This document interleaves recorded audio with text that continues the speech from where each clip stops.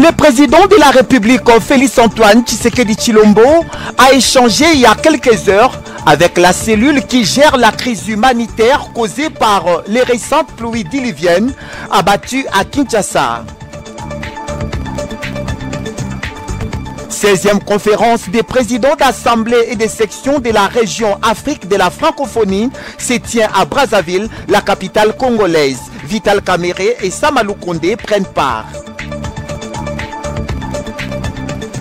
Les députés nationaux médecins ont clôturé leur mission humanitaire à Burundi par des consultations médicales. Mesdames, mesdemoiselles, messieurs, les détails dans ce journal présenté par Naomi Mbenza.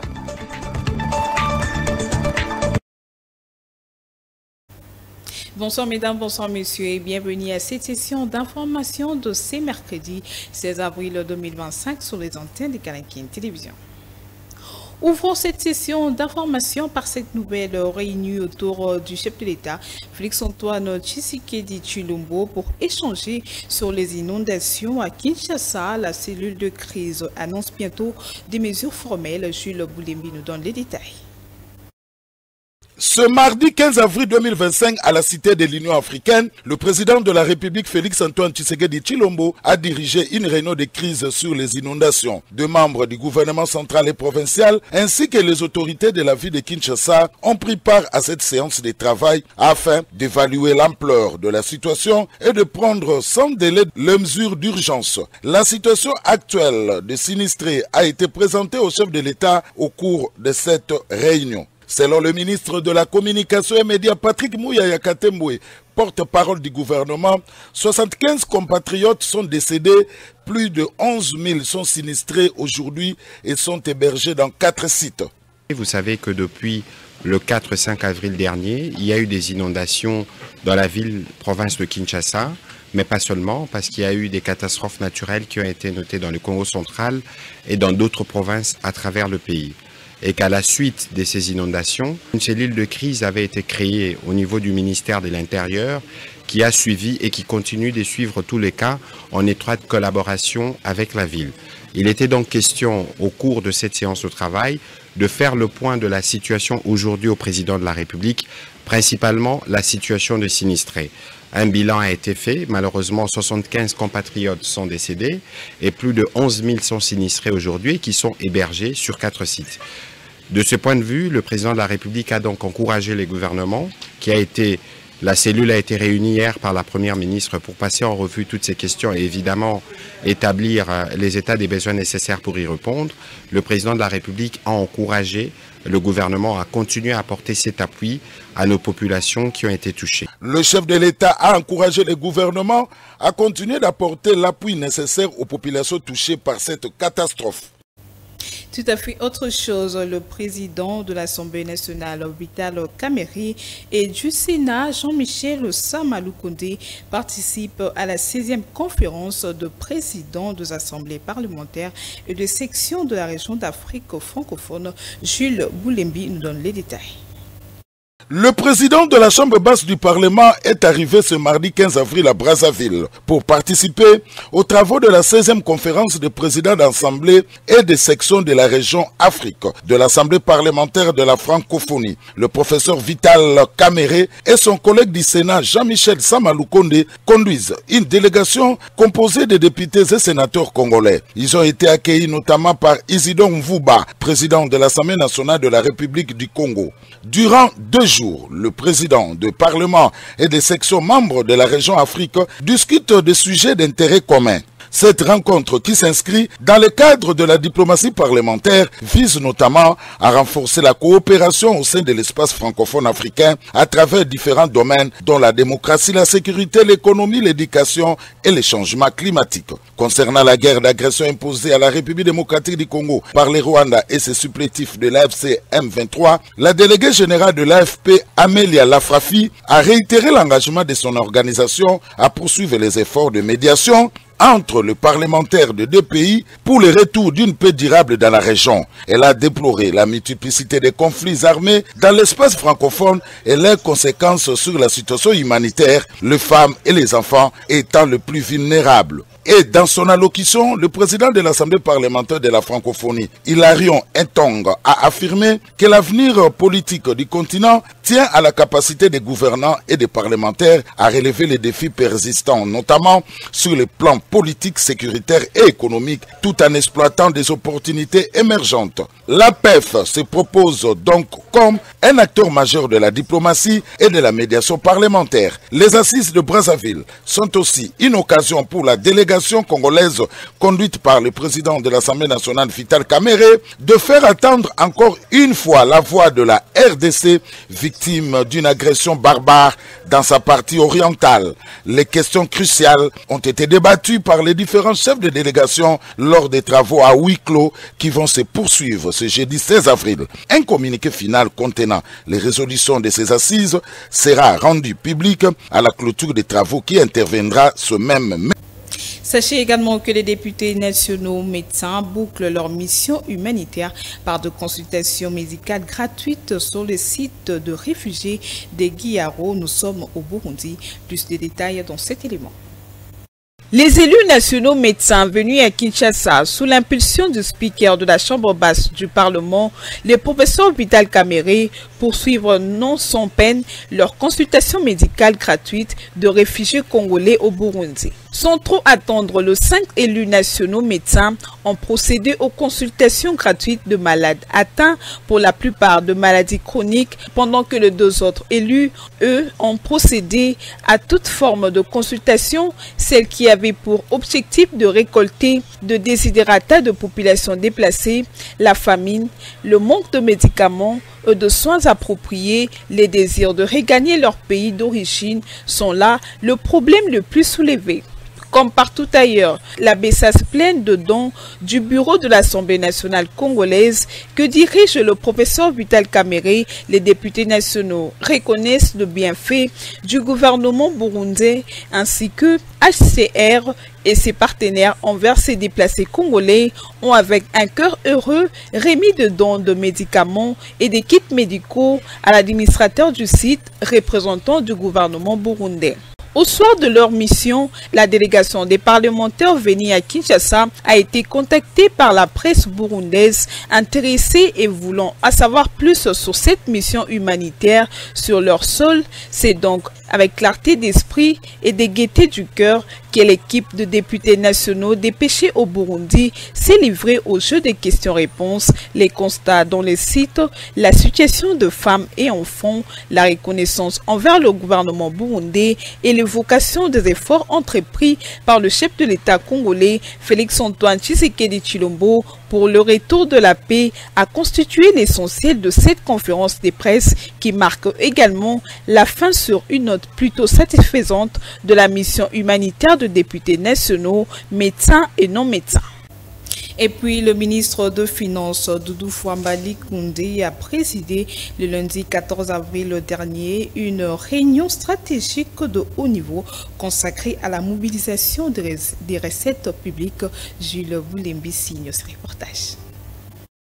Tenue au ministère des Finances, cette séance de travail a connu la participation de la vice-ministre des Finances, de l'inspecteur général des Finances, des directeurs généraux de 3 régies financières ainsi que de plusieurs experts du secteur. 2 points majeurs ont structuré les échanges, l'évaluation des recettes réalisées au premier trimestre 2025 et la définition de mesures à adopter pour garantir une mobilisation optimale durant le mois d'avril, période charnière pour l'exécution budgétaire annuelle. Il est ressorti de cette réunion que les régies financières ont atteint de manière globale 9% du taux de réalisation des recettes par rapport au plan de trésorerie et 97% par rapport aux assignations linéaires du budget pour le premier trimestre 2025. Ce résultat salué par le ministre des Finances témoigne à la fois d'une résilience institutionnelle et d'un engagement renforcé dans l'effort de collecte des ressources internes. Le mois d'avril marqué par l'échéance fiscale majeur lié au paiement de l'impôt sur les bénéfices et profits a été identifié comme un moment décisif. À cet effet, 2 mesures de cadrage ont été arrêtées pour optimiser l'encadrement fiscal et assurer une mobilisation soutenue. Cette dynamique proactive portée par le ministre Doudou Fwamba Likundeli Botaï s'inscrit dans une volonté claire de consolider les recettes internes, socle de la souveraineté budgétaire nationale, particulièrement dans un contexte où les dépenses de sécurité, de solidarité et de résilience économique demeurent prioritaires.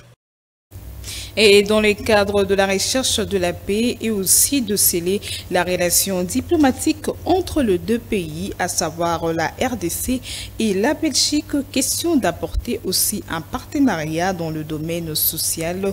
C'est dans cette optique que l'ambassadrice de la Belgique a été accueilli par le gouverneur militaire de la province du Nord Kivu, le général-major Évariste Somo Kakule. Je suis venue rendre une visite au gouverneur de la province, qui lui présenter d'abord mes félicitations pour sa désignation et puis écouter sa vision, ses projets, comment le gouverneur et son équipe, qui est là aussi aujourd'hui, entendent mettre en place une stratégie pour relever les défis énormes que rencontre cette province. On sait que c'est une province qui est occupée en partie, qui fait encore face à de nombreux défis. Et le gouverneur m'a expliqué sa vision en 3 piliers. Il y a un pilier évidemment humanitaire, parce que toute cette guerre, ça engendre énormément de souffrances, de déplacements de population, de besoins dans ce domaine. Mais pour apporter l'aide aux populations, il faut aussi accéder là où elles sont, il faut accéder à l'endroit où se trouvent ces populations. Et donc le deuxième pilier, c'est évidemment le pilier des infrastructures. On a vu qu'il y a beaucoup de travaux qui ont déjà commencé pour élargir la piste de l'aéroport. Ça permettra évidemment de reconnecter toute cette région avec le reste du pays, mais aussi avec la sous-région, et d'apporter l'aide nécessaire, aussi d'apporter les produits qui viennent d'ici vers le reste du pays. Donc c'est extrêmement important de rétablir ce lien. Et puis il y a les routes. Il y a plusieurs axes routiers principaux qui sont en train d'être réparés ou reconstruits ou établis pour permettre de connecter cette population. Ça, c'est le deuxième axe. Et alors, le troisième axe, c'est évidemment la sécurité. Et la Belgique a, depuis le début de ce conflit, adopté des positions très claires de condamnation de la guerre d'occupation, de demande de respect de l'intégrité territoriale de la RDC. La Belgique a été en pointe pour condamner, pour faire adopter aussi des sanctions. Et vous savez qu'aujourd'hui, on en subit aussi des répercussions sur le plan politique. Mais on l'assume parce que c'est une position qu'on prend, pas pour faire plaisir à quelqu'un. Soyons bien clairs, nos positions, nous les prenons parce que nous estimons que ce sont des positions de principe. On ne peut pas accepter qu'un pays envoie des troupes dans un autre pays pour l'occuper, pour prendre ses ressources, pour faire souffrir sa population. Nous avons eu au sein de l'Union européenne aussi des positions très claires sur ce qui se passe en Ukraine. Il n'y a pas de raison qu'on n'ait pas des positions similaires quand ça se passe sur le continent africain, et en particulier dans une région qui nous est très chère. Vous le savez bien, la RDC, c'est un pays avec lequel nous avons des liens historiques, et nous tenons vraiment à adopter les mêmes positions de principe, de respect du droit international. Et le respect du droit international, c'est aussi accepter que les autorités qui ont été mises en place par la population, finalement, à travers tout un processus, ce soit celles-là qui soient reconnues et qui soient... Quittons la province du Nord Kivu pour revenir dans la capitale congolaise où plusieurs interpellations ont eu lieu au cours de la traque de différentes factions de Kuluna lors de la patrouille effectuée les mardis 16 avril dans la soirée dirigée par le commissaire supérieur principal de la police nationale congolaise, Faustin Numbi. Plus de détails dans cet élément sous les images de Joël Pembi. La traque des différentes factions de Kuluna était au centre d'une patrouille diurne pédestre effectuée mardi au quartier Sangamamba dans la commune de Ngalema, menée par le commissaire supérieur principal Faustin Numbi. Cette opération intervient quelques heures après le meurtre d'un paisible citoyen modeste par le présumé Kuluna dans cette partie de la capitale de la République démocratique du Congo. Voici, on descend au fond.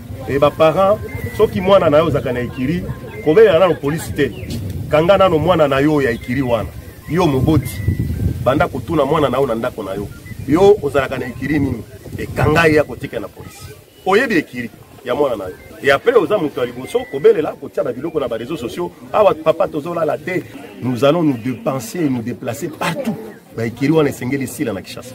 On n'a pas besoin des écuries ba ikiri ezali ya ba mituka oyo tomona kana ba ina ba formule 1 oyo ya bino zani ya musala ni hein Mobangue.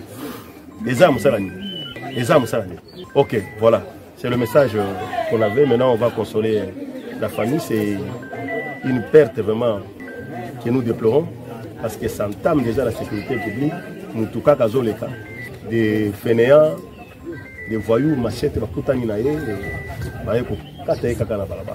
Avant de clôturer l'opération, le commissaire supérieur principal Faustin Numbi a assisté au deuil d'une victime de actes barbares de présumé Kuluna à Sangamamba. Une semaine très chargée comme d'habitude pour la bourgmestre de la commune de Bumbu, Marie Yakpato, qui après les travaux d'assainissement de sa municipalité, s'est fut autour de l'inauguration d'un petit bureau de l'état civil, toujours dans cette municipalité. Reportage de Marie Ambongo. Comme à l'accoutumée, elle a toujours privilégié l'assainissement de sa commune. Sur terrain, nous sommes au marché de Bumbu, où la bourgmestre Marie Yakbato ne cesse de coordonner l'assainissement de ce marché. Les engins font la navette entre le marché et les décharges publiques pour le plus grand bonheur des populations de cette commune. Nous sommes le dimanche des Rameaux. Juste après, ce fut l'inauguration d'un des bureaux de la maison civile de Bumbu, en présence des notables de cette commune. Ce bureau de proximité permettra aux populations, même s'ils ne se rendent pas à la commune, mais de venir ici pour enregistrer leurs enfants dès la naissance. Les explications. Au bureau principal de la commune, c'est alors que Batobazo Zanga, alors, donc Zanga acte de naissance, nationalité nayo eza douteuse. Yangwana esengeli ba bureau secondaire za les délais pour être ba ko atteindre facilement et pas au bureau secondaire za il faut ba komisa bana ko sala pe ba mariage ka ya décès non so wana il faut sala a population ya Mongala bazalaki neti bazaki ko se sentir lokola baza bato oyo babosani bango mais nayebisaki bango ke babosani bino te voilà nga moko na ye kotonga ndako kati na bino oyo. L'initiative très louable pour ce bureau de proximité vient du lobbying initié par la bourgmestre de Bumbu, Marie Yakbato. Aujourd'hui, les preuves sont là. Pardon, société à présent, un grand arbre est tombé de tout son long sur l'avenue Kimbondo, dans la commune de Bondalungwa. Cette situation fait suite à la pluie qui s'est abattue la nuit du mardi à mercredi 16 avril 2025 dans la capitale congolaise. Reportage de Mario Ambongo sous les images de Shoming Kassiama. La saison des pluies qui s'abat sur la ville-province de Kinshasa continue à apporter ses multiples problèmes. Nous sommes sur l'avenue Kimbondo, commune de Bondalungwa. L'arbre que vous voyez sur ces images sont les rares vestiges des arbres flamboyants qui ont à une certaine époque partagé le décor naturel avec les populations de la commune de Bondalungwa. Mais cet arbre était déjà mal en point vu le nombre d'années et le risque de s'écrouler était immense. Le vent de la dernière pluie a eu raison de cet arbre, qui heureusement en tombant n'a pas causé de perte de vies humaines ni de matériel. Les explications avec un des habitants de l'avenue Kimbondo.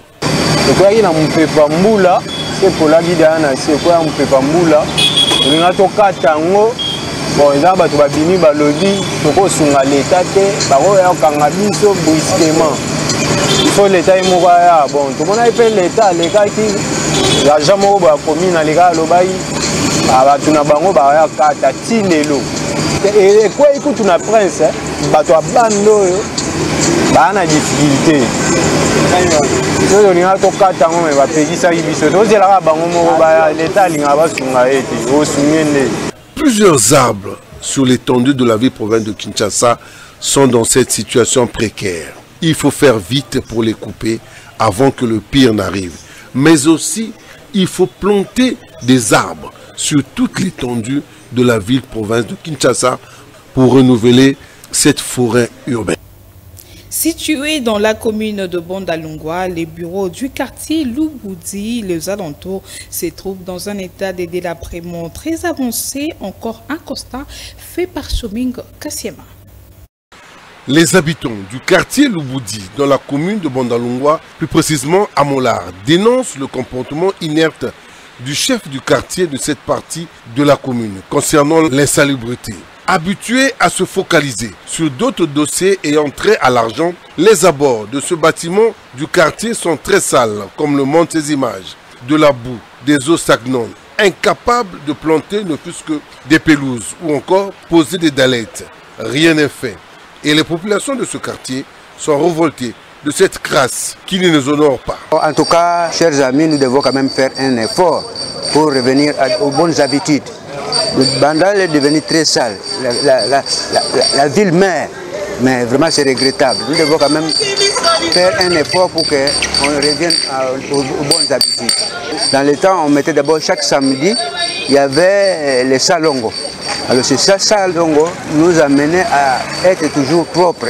Maintenant, on a banni cette habitude-là.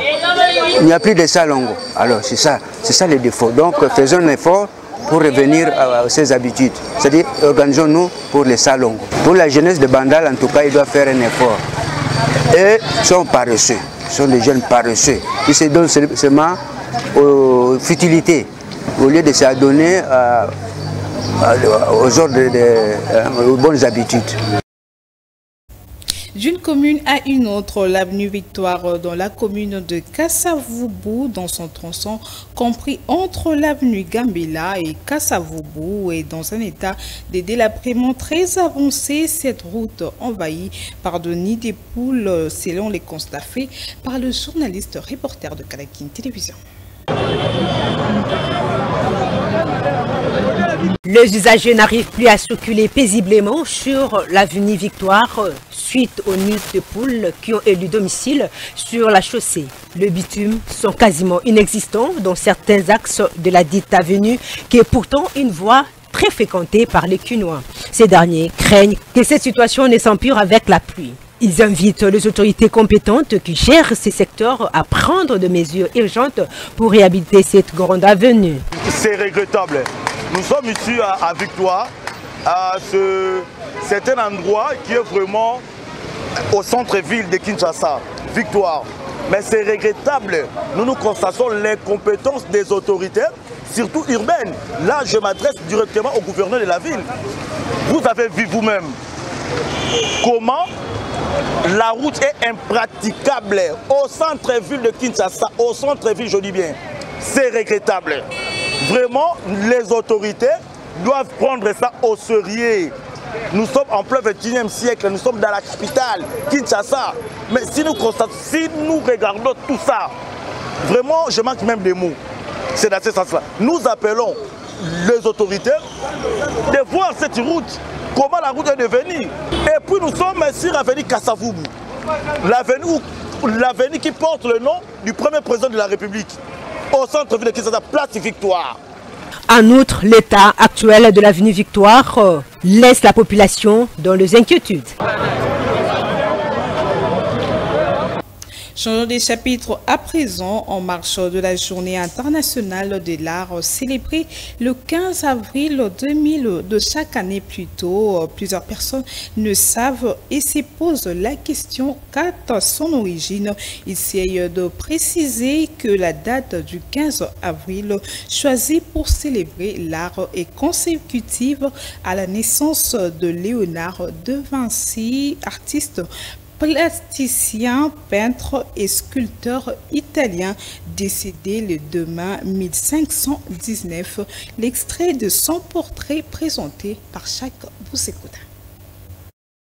En marge de la journée internationale de l'art, célébrée le 15 avril de chaque année, vécue pour la première fois en République démocratique du Congo, il s'est de signaler que cette date est consécutive à la naissance de Léonard de Vinci. D'aucuns se posent la question du genre, qui est Léonard de Vinci? Considéré comme le véritable génie et père de la renaissance de l'art plastique à travers le monde, Léonard de Vinci est né le 15 avril 1452 en Italie. Grandi dans la ville de Vinci qui s'attache à son nom, et à Milan, ce grand artiste de renommée internationale, auteur brillant de plusieurs chefs-d'œuvre, a sans nul doute impressionné le monde et les dirigeants de plusieurs pays dans son imaginaire extraordinaire et ses inspirations artistiques très authentiques. Concepteur de magnifiques œuvres d'art, Léonard de Vinci, considéré également comme les pionniers de l'art plastique, a également, sans la moindre retenue, gagné la confiance du roi français François Ier, amoureux de ses œuvres. Ces derniers lui offrant une somptueuse villa dans la ville d'Ambroise, tout près de la sienne. Portrait de Mona Lisa, connu sous le nom de la Joconde, reste jusqu'à ce jour, selon les experts en art, l'œuvre d'art la plus célèbre, la plus visitée et la plus chère du monde. Le 15 avril, date de la naissance de Léonard de Vinci en 1952, a été désigné 13 ans passés, date pour la célébration de la Journée internationale des arts. Léonard de Vinci est décédé dans la ville d'Ambroise, en France, le 2 mai 1519, à l'âge de 67 ans. Et en sport, à quelques mois du championnat d'Afrique centrale qui se déroulera à Brazzaville, au championnat de tennis de table ici sur place, les léopards affûtent déjà leurs armes. Les entraînements se poursuivent très bien. Suivez les détails dans cet élément.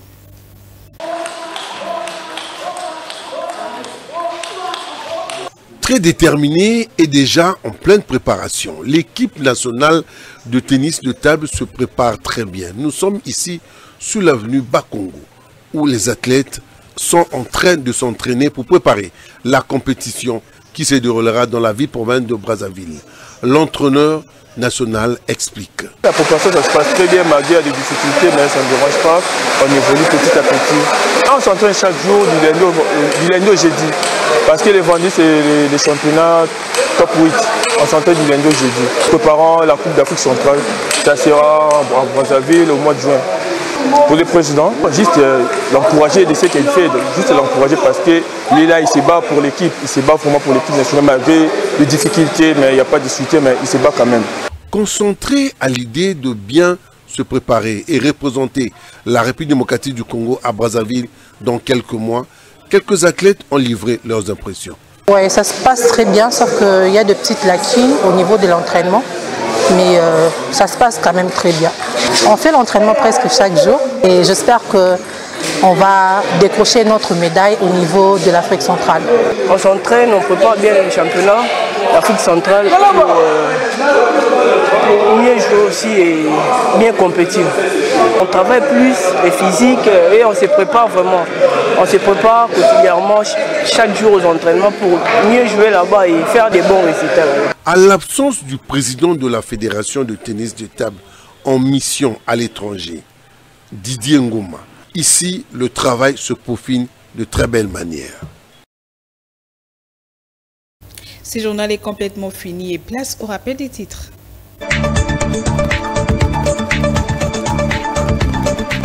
Le président de la République, Félix Antoine Tshisekedi Tshilombo, a échangé il y a quelques heures avec la cellule qui gère la crise humanitaire causée par les récentes pluies diluviennes abattues à Kinshasa.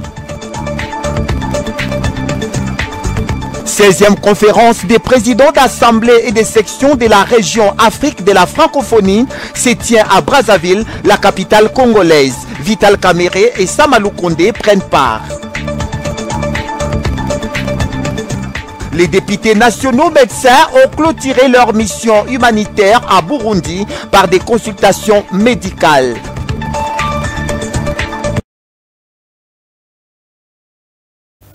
Une édition de Bénédicte Diabangama réalisée par Couparbola sous la supervision de Jules Boulembi. Et quant à moi, je vous retrouve la semaine prochaine. D'ici là, portez-vous bien. Au revoir.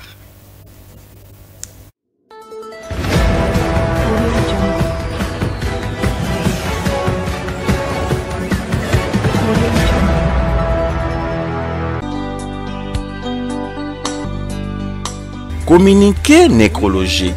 Nancy Mianda, journaliste à Canal Kin Télévision, la famille Ngongo, ont la profonde douleur d'annoncer à la communauté Nkoussou, ressortissant de Kimbombo, aux amis et connaissances, la mort de leur fille Ngongo Ouanga Bernadette. Décès survenu le samedi 5 avril 2025 à Kinshasa des suites d'une maladie. En attendant le programme officiel des obsèques, Le deuil est observé sur l'avenue Kindu numéro 95, référence l'église Saint-Pierre au croisement du marché dans la commune de Kinshasa. Ce communiqué tient lieu